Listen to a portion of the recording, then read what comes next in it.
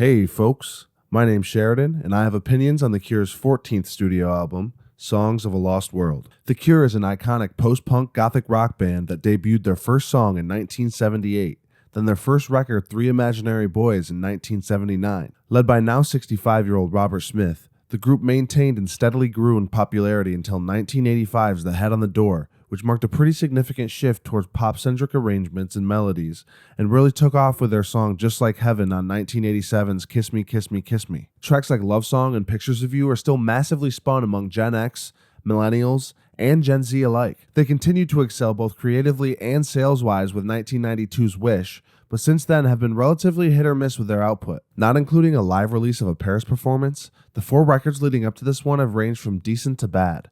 But until now, they've been completely quiet in terms of new releases since 2008. That's nearly 16 years for those like me not very good at math. I definitely had a lot of reservations going into this one, especially considering not a lot of 65-year-olds are able to maintain the great voices they once had. All that, and considering that comeback records, even under the best circumstances, often disappoint me, here's what I thought. The first song alone was the lead single for the project and the first for the band since 2008. So while it's a massive departure from their last 2 efforts, I don't think anyone knew what to expect after such a long hiatus. For the first 3 minutes and change of the song, we're hit with a super moody guitar riff that progresses alongside keyboardist Roger O'Donnell's lush and angelic chords. A number of other instruments are incrementally introduced as the arrangement complicates, which act to embolden the intensity of the brutal sense of longing that's conveyed by the instrumentation before Robert Smith's vocals are even introduced. When they are, he sings at the end, in the depth of true emptiness. In the second verse, Robert lists the things he says have fallen and helped lead us to these desperate times. He even says plainly, hope and dreams are gone, which is something I think a lot of people can resonate with right now. I think there are a lot of ways to interpret this, but it's obviously most directly referencing The Lost World from the title. This one being the lead single was actually such a great decision for the band's comeback,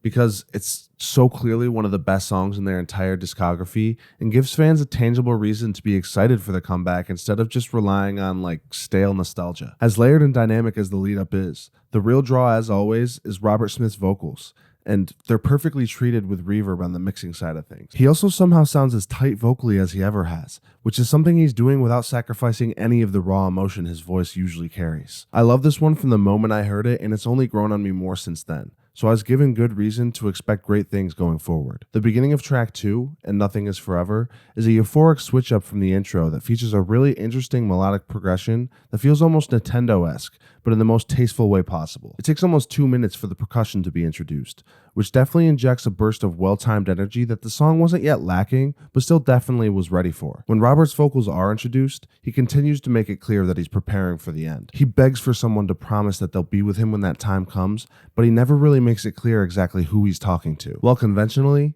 one could interpret this as calls to a loved one, I think it's interesting to consider that he could be talking to the dedicated fan base and community that has been built in the near 50 years of his time with The Cure. I love this one as a slightly more optimistic follow-up to the first track that doesn't sacrifice the severity of the mood at all. The third song, A Fragile Thing, was the second and only other single leading up to this album, which, while also being received well by critics, scratches a completely different itch to the first single alone. With a much more straightforward gothic rock approach as opposed to the dreamier jam appeal of Alone, Robert's lyrics are filled with angst and spite. I'm not sure there's another 65-year-old vocalist alive that could execute the line, "Don't tell me that you miss me, I could die tonight from a broken heart," without coming off as super goofy. But Robert does so with more emotion and believability than the vast majority of young folks now, and even from my time, which of course was the most real and genuine of all the generations, since I'm from it. Being easily one of my favorites on the tracklist even now, I think it stands up against a lot of The Cure's catchiest and biggest rock hits ever. Moving on to the fourth cut, War Song. It opens up with a much more somber tone that slowly evolves and eventually introduces a super gnarly guitar riff that aggressively slices through the melodic keyboard chords and low-key percussion. This one approaches a different angle of the desperation explored on this record so far, and perhaps an even bleaker one. Robert sings about the futility of the fight, realizing that all it leads to are what he calls bitter ends. He goes on to describe the many follies and hypocrisies of this battle, eventually reaching the conclusion that there is no path to peace, even admitting that we are born to war. Despite the energy of this one, it still strikes me lyrically as the most pessimistic song so far, and for good reason. Now past the halfway point of the record, track 5, Drone, No Drone, provides easily the most hardcore point of the record, but also the most accessible. It's a bit lyrically ambiguous, but presents itself as an identity crisis of sorts, and is sung either from the perspective of a character or maybe Robert Smith himself. Either way, he's clearly having trouble navigating the chaos and hardship of everyday life, and is generally unsure of who he really is, to the point of reaching a seemingly endless spiral of questioning his own reality and trying to focus on what's in front of him. I would say this marks 5 for 5 on the project so far when it comes to the general theme of dread and futility being displayed. Track 6, I Can Never Say Goodbye, starts with a bit of a slower pace compared to the song previous, and has possibly the most generic instrumentation of any of the songs so far. Personally though, I think the arrangement is so well laid out, and the piano melody is such an earworm that I'm far from bothered by that. As the song builds upon itself and Robert's vocals are introduced, it becomes abundantly clear that he has lost someone. And by the end, it's all but spelled out for you that Robert wrote this song about his late brother, and even admitted as much when performing it to a crowd in Poland back in 2022. I wasn't able to figure out what happened after a brief search, so I figured it was just better to leave it alone, because I don't think that holds any relevance over how someone feels and how hurt they are over the loss. I'm not totally clear on whether Robert is singing about the inability to say goodbye before losing his brother, or his own personal struggle with being able to let go, but I think there are important messages and takeaways that can be had from both angles. On one hand, it was brutal for me not to be able to have a conversation with my mother before she passed away from cancer, because she was intubated the whole time, so I didn't get to hear her voice again before learning the severity of the situation. On the other hand, it can be impossible at times for some to accept the loss of a loved one, and many view goodbye as an acknowledgement of that loss that they're trying to keep in. Being a real and unfixable reality here, Robert finds no silver lining. Something wicked took his brother's life. The second to last song, All I Ever Am, definitely packs in a bit more energy musically, but follows the same formula as the rest of the track list, and providing a multiple minute little catchy lead up before Robert Smith's vocals are introduced. Once he does start singing, he builds on the project's themes of desperation and devastation by finally being a bit self-reflective. He comes to this conclusion that he's never been as amazing as he's thought himself to be, and that this man that he's built up in his head, he's never actually been half of that man. It's not quite, but almost like he's realized there's no point in dooming about all these outside factors doing a detriment to his life when he could improve it himself by simply improving as a human. The enormous 10-minute finale end song opens up with an entrancingly simple drum loop to back some calming and very full-sounding keyboard chords that lead us into a bit of light guitar work. Eventually, this builds up to a drop of sorts that features a more complicated variation of the drum loop, more prominently featured guitar riffs, and more layered chords. I swear the whole thing feels like you're in the best 80s movie you've ever seen.